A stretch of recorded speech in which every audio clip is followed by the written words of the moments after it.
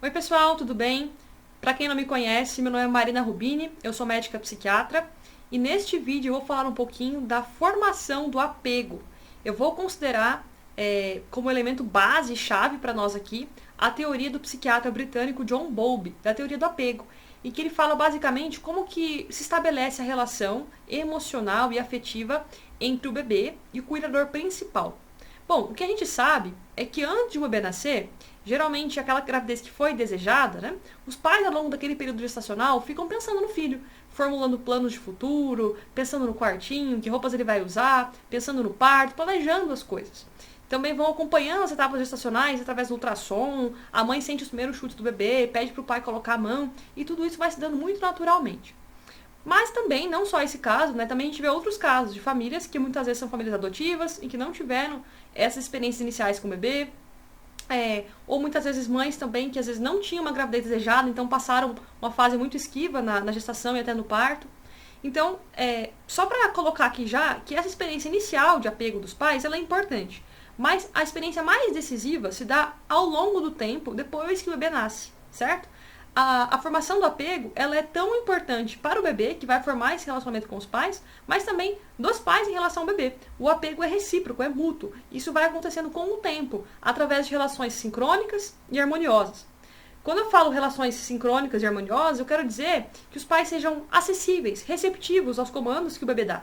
Então, muitas vezes, o pai e a mãe veem assim, bom, meu filho está demonstrando fome, e vai lá e atende aquela necessidade dele. Meu filho está demonstrando angústia, eu vou lá e acolho a criança nos braços. Isso é ser um pai receptivo, atento aos sinais do bebê. E, ao mesmo tempo, né, a gente sabe que essa identificação dos sinais do bebê vai melhorando com o tempo. Assim como o bebê inicialmente também não sabe ao certo o que agrada os pais, como obter a atenção deles, os pais também não sabem como manter a atenção do bebê, como atender às melhores necessidades, atender do melhor jeito as necessidades que o bebê tem.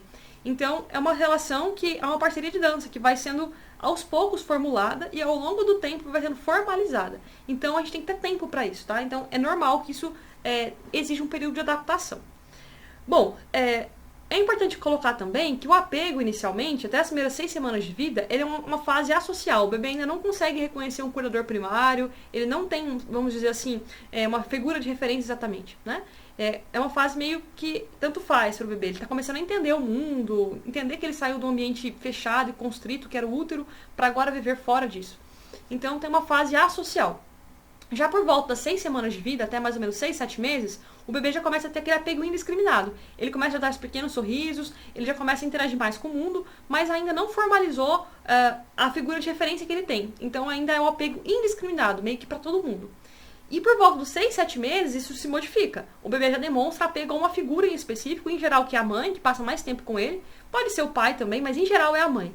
Que é quem alimenta, geralmente, né, dando seio, que é quem está mais próximo, tem mais contato pele a pele. E o bebê começa então a demonstrar que quando ele vai explorar o mundo, ele sai, por exemplo, começa a engatinhar, né? Ele está num ambiente sempre olhando para a figura de apego. Ele sai de perto da mãe, mas fica sempre se dirigindo a ela. E ele fica tranquilo na presença dela. Ele fica seguro na presença dela. Ao mesmo tempo que ele demonstra insatisfação e demonstra uma irritação e preocupação quando ela sai. Ele se angustia na ausência dela. Então, isso demonstra um apego específico, formado ali por volta dos 6, 7 meses de vida, né? E vai até os 9 meses. E a partir dos 9 meses, até 1 ano e meio, que são os 18 meses, a gente vê que o bebê ele amplia esse leque. Ele não fica mais restrito a esse cuidador principal, mas ele também demonstra mais satisfação e um apego emocional a outras pessoas, a 5 pessoas ou mais. Geralmente o pai, os avós, os irmãos e até a babá. Bom, quando a gente fala de apego, a gente está querendo dizer da formação inicial desse contato, dessa interação emocional inicial, que vai repercutir ao longo de toda a vida da pessoa. Porque ao contrário do que muita gente acha, a infância não é uma fase meramente lúdica e meramente de passagem. Ela forma impressões muito importantes que o ser humano carrega por toda a vida.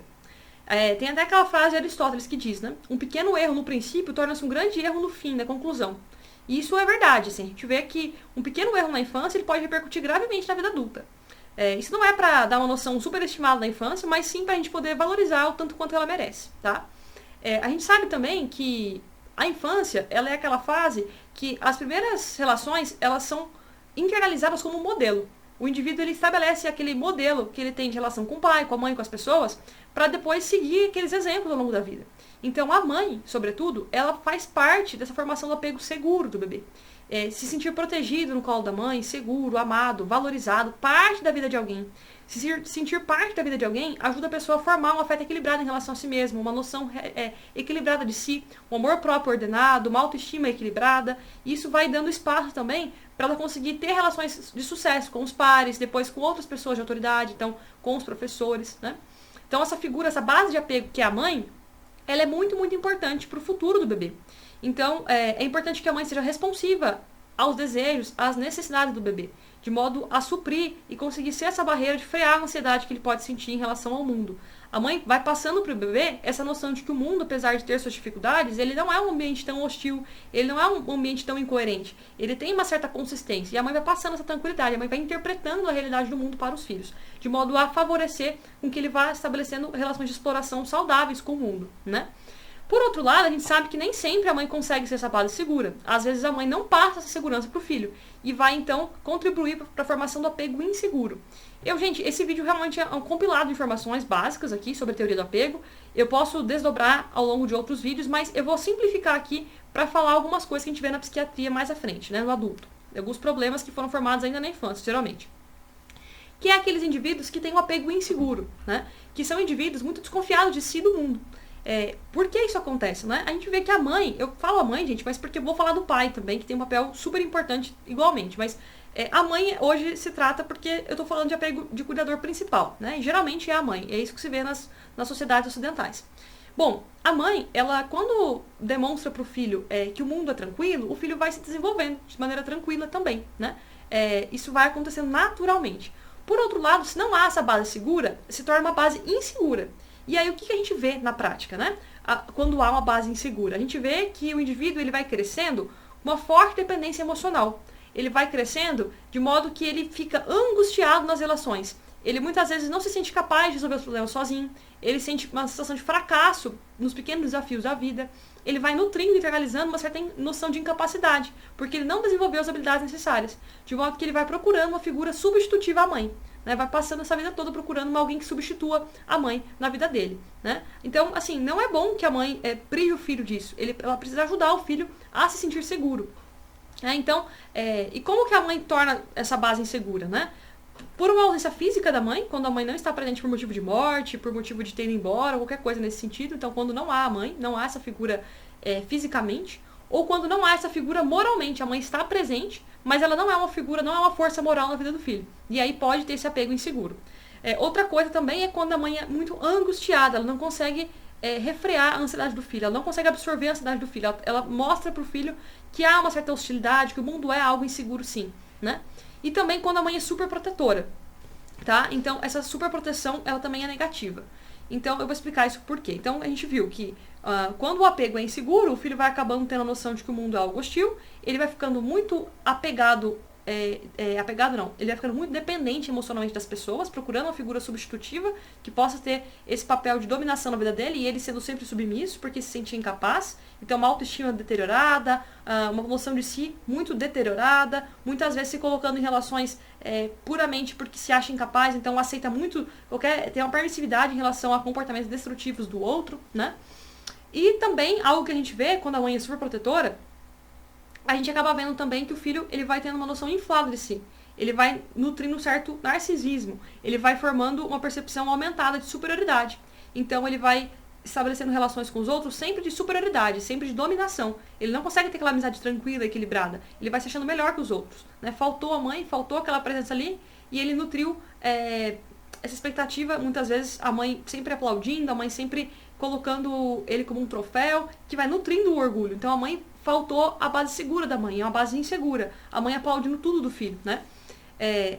Algo que é importante que os pais ajudem é os filhos a passarem pela infância e adolescência entendendo que o sofrimento faz parte da vida, que ele não é melhor que todo mundo e que ele é um indivíduo como outro qualquer, né? Não no sentido de inferiorizá-lo, mas no sentido de torná-lo equilibrado e humilde, né? Humilde é ver a verdade das coisas, a humildade é ver a verdade das coisas. Então, ele é bom em algumas coisas, ruim em outras coisas, e isso é uma visão equilibrada do mundo, né?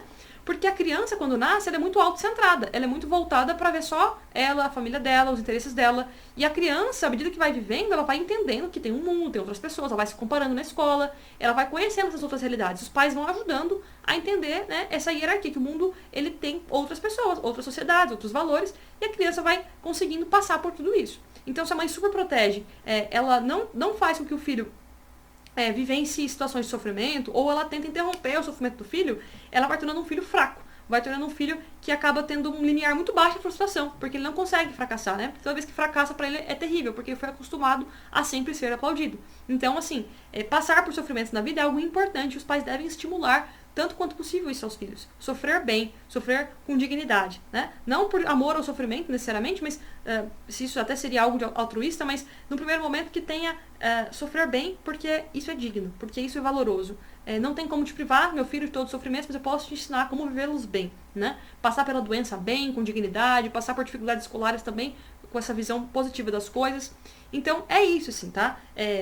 Essa hipertrofia do eu que pode acontecer nas mães que superprotegem os filhos, ou então, como eu falei também, a dependência emocional das mães que não são responsivas aos filhos e acabam tornando os filhos pessoas fracas e com dificuldade de se perceberem, né, no mundo como alguém valoroso, tá? Então, acho que eu falei algo básico, né, algo básico da vida, da formação do apego nos primeiros anos de vida, e isso é apenas um norte, gente. Eu, como psiquiatra, vejo na vida adulta algumas repercussões que esse apego inseguro trouxe.